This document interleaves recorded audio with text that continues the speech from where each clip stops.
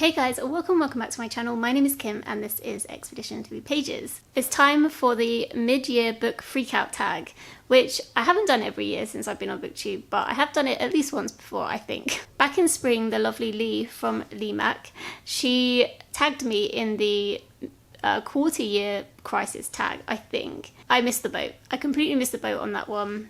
Time has moved on, so I'm gonna do this one instead of the quarter year tag. So yeah, thank you so much for tagging me, Lee. I really appreciate it. When I was looking around on trying to find where to get the questions from, I feel like there's a million different versions of this now. So I've answered the questions of one of the versions. I think that it was originally created by Ellie from Earl Grey Books, and also someone who doesn't do BookTube anymore called Shami, I think, who used to have a channel called Read Like Wildfire. But yeah, I'm not 100% sure on that. But I will link down to Ellie's channel in the description because I think Ellie was the first. However, I'm not sure if it was this version or another version that Ellie created. But anyway, I'm giving Ellie the credit. Link down to Ellie's channel in the description if you would like to go and check her out. So yeah, let's get started. Question number 1 is, how has your reading in 2023 gone so far?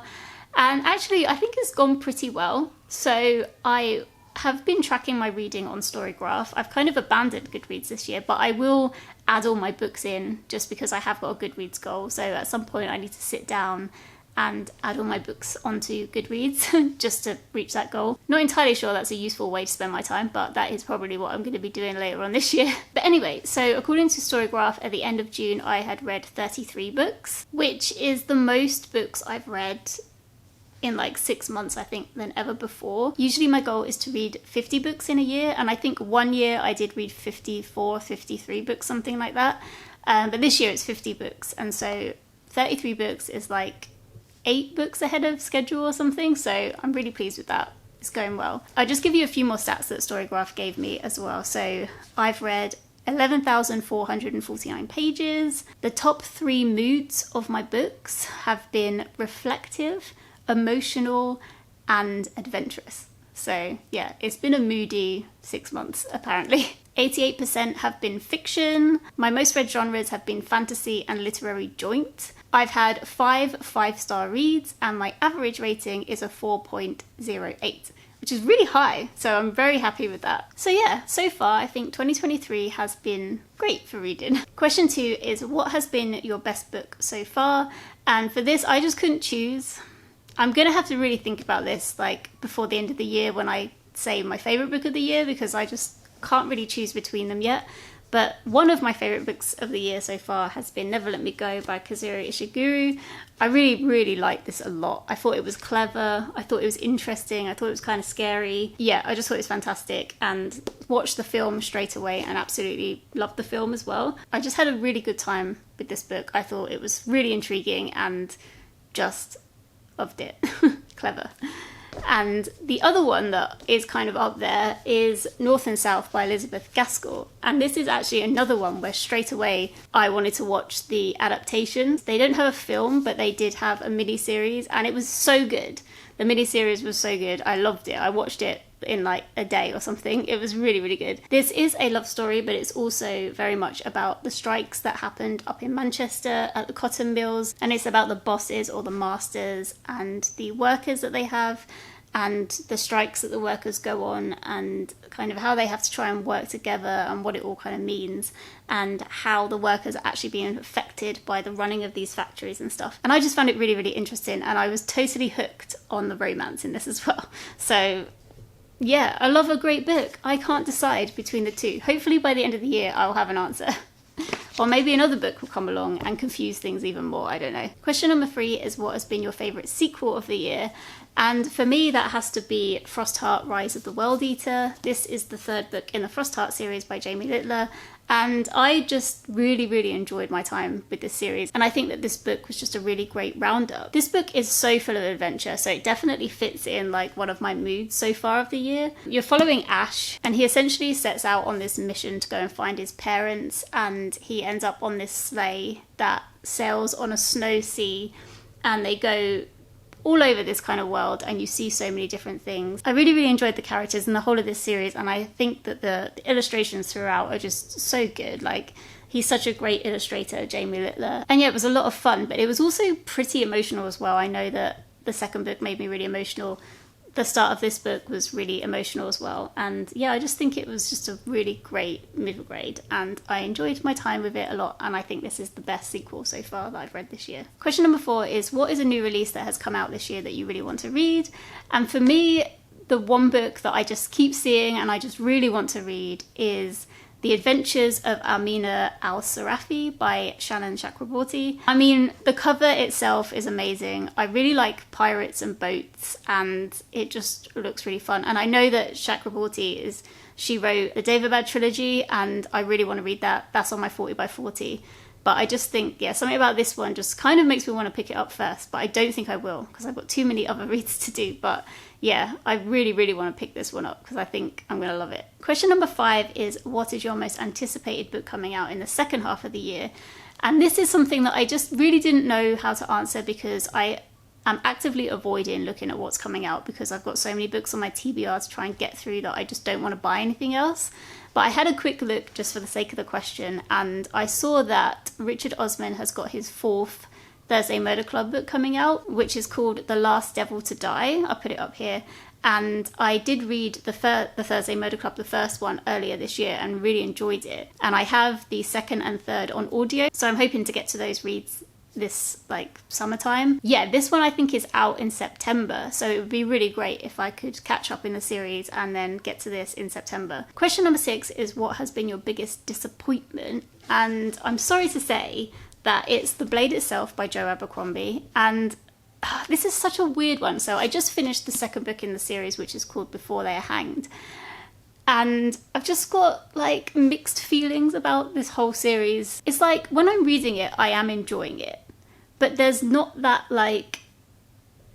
draw to the story to find out more. There's not much intrigue in the story, and even though the characters I think are well written, there aren't many female characters, I will say that, but it's something that I feel like I should be loving and really wanting to pick up as soon as I put it down, and I'm just not. I was thinking about it a lot reading the second one, and I think that the problem is like I say, there's no real intrigue. So there is an overarching plot that we are finding out little bits of information here and there, but I just don't really care about it, and I'm not really invested into what happens with any of the characters. There's a lot of different points of view in this, and for the most part I don't really if one of the characters was to die, one of the main characters, I don't think I would be that bothered by it, apart from one, which we'll get to in another question. I do have higher hopes for the last one because I'm hoping everything comes together and more things happen. Maybe I start liking characters a little bit more and caring a little bit more about them. I don't know. But yeah, so far this has definitely been the biggest disappointment. And the book is so pretty. I absolutely love these editions. They're so nice. So I feel like I will keep them just for aesthetic reasons. But whether or not I'd ever read it again, I don't know.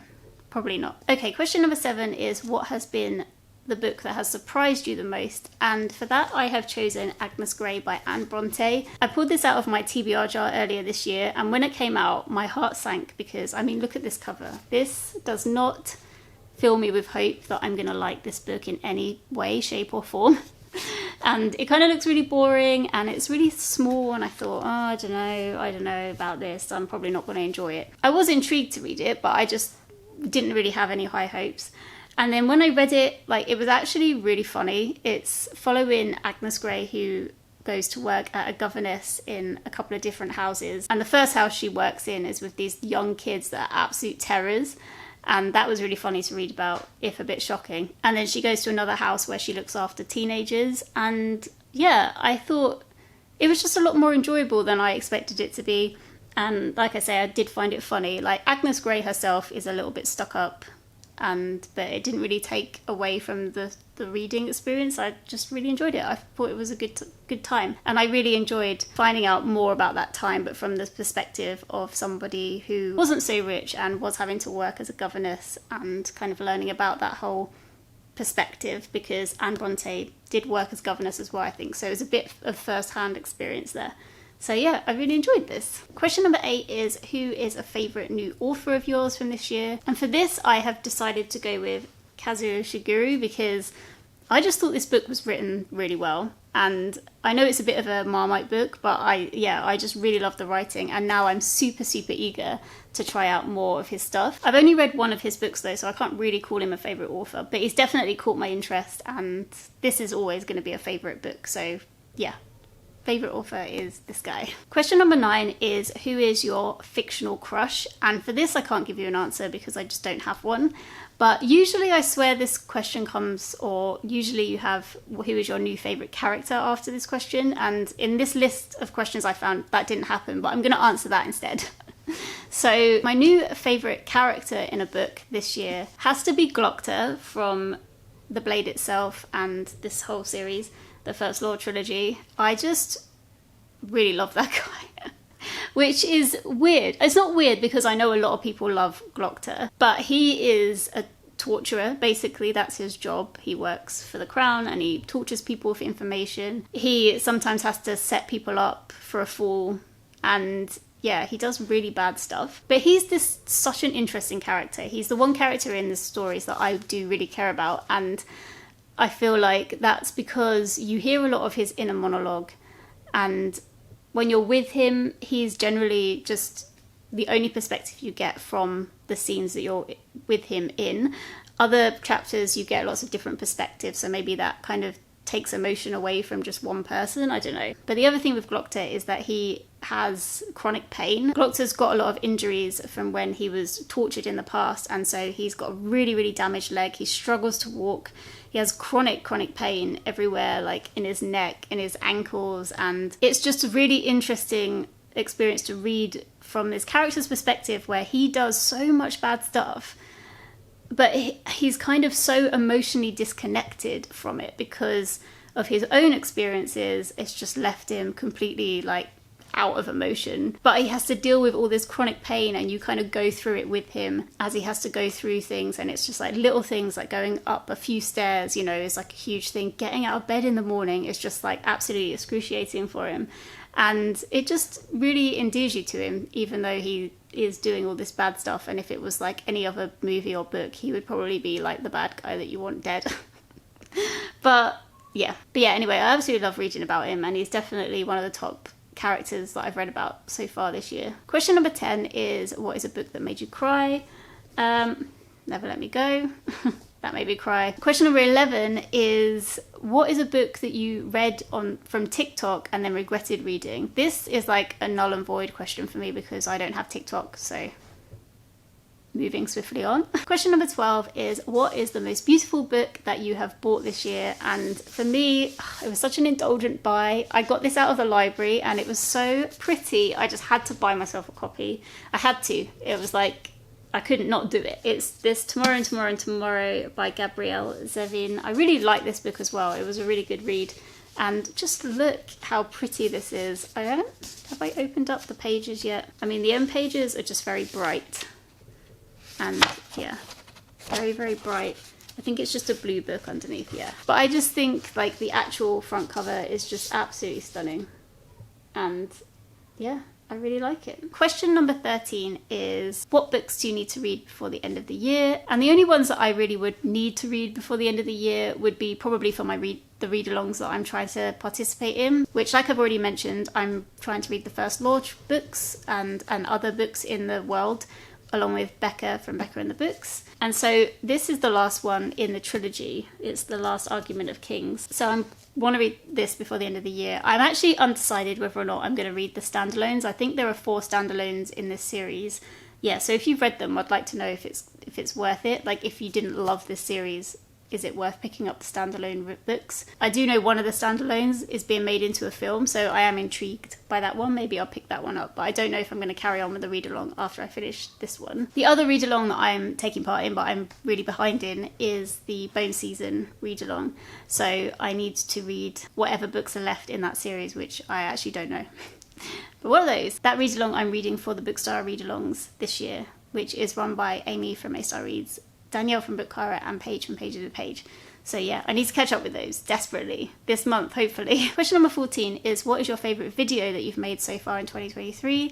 And for me, this has to be like any Tales from Two Trails video. This year I started the race between you guys, and we did a whole round where it was me versus you, and I've just started a new round where it's me versus you again, and it's just so much fun. I just absolutely love those videos, and hearing what you guys read and everything, I just really enjoy it. So that's my favourite video series that I put out this year. Question number 15 is, what is a video you thought would flop but did well? This is also kind of a non-applicable question for me because I don't put out huge amounts of videos, and I don't ever really think about it. Like, they kind of, everything's done kind of as I would expect. So yeah. Question number 16 is, what is a video up and coming that you're excited to make?